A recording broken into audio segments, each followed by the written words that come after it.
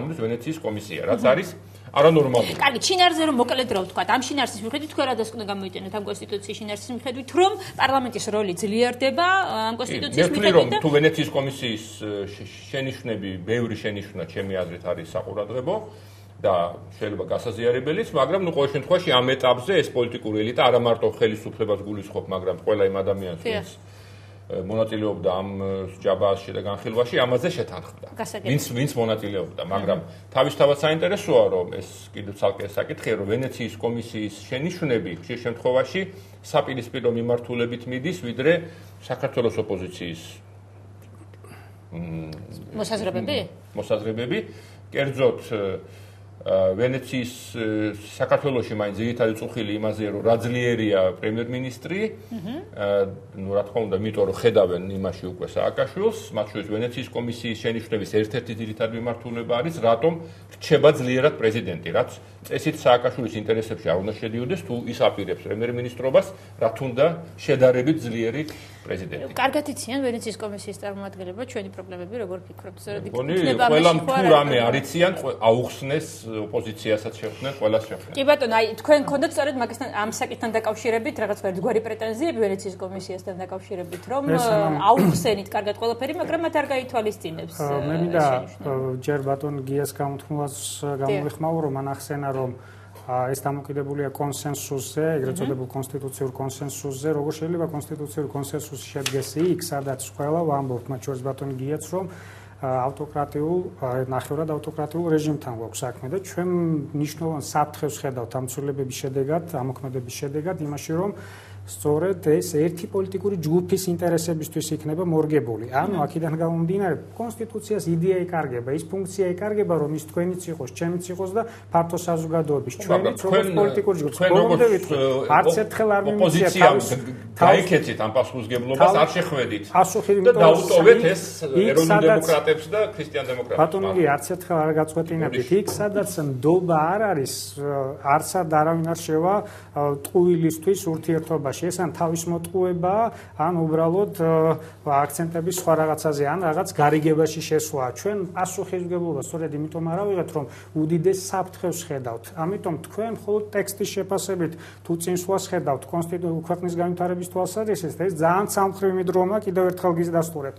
თუ ტექსტი გაინტერესებდა მისი ნაკლოვანებები, რასაკვირველია, ამაზეც მთელი ღამე შემიძლია გესაუბროთ, მათ შორის ვენეციის კომისიის დასკვნის საფუძველზე, მაგრამ მთავარი პრობლემა მინდა დაგანახოთ, რომ კონსტიტუციის დედააზრი იმაში მდგომარეობს, რომ ინტეგრაციული ფუნქცია ითამაშოს საზოგადოებაში, თამასის წესებზე მოხდეს შეთანხმება და თუ მე ვიაზრებ და ხალხმაც იცის ეს, რომ იმ ემპირიული შეფასებებიდან გამომდინარე, რომელიც მე დაგიხასიათეთ, რომ დიდი ალბათობა არსებობს, რომ ეს კონსტიტუცია არა მთელი საზოგადოების, რაც კონსენსუსისთვის მნიშვნელოვანია, არამედ ერთი პოლიტიკური ჯგუფის ხელისუფლების გახანგრძლივებისთვის იქნება მხოლოდ შექმნილი, მაშინ რასაკვირველია კონსენსუსზე ლაპარაკი ზედმეტია. ეხლა თქვენ ახსენეთ, რომ თურმე ჩვენ ძირითადად აქცენტს მხოლოდ ამ საფრთხეზე ვაკეთებთ, იმიტომ რომ ლოგიკა გვაძლევს ამის საფუძველს, რა აზრი აქვს ტექსტების ლამაზად წერას, თუ პოლიტიკური რეალობა არ გაითვალისწინა, რაც შეეხება ტექსტებს.